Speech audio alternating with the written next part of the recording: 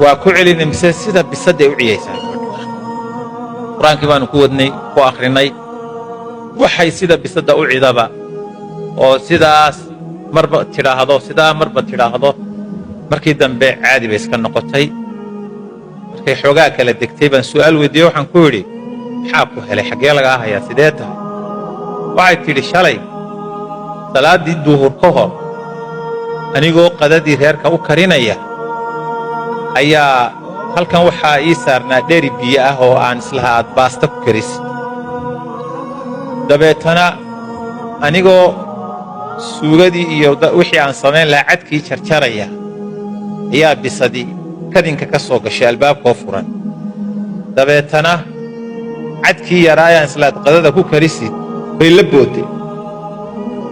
biyihii baylka ahaa ee baastada aan u diyaariyey ayaa intaan darsaday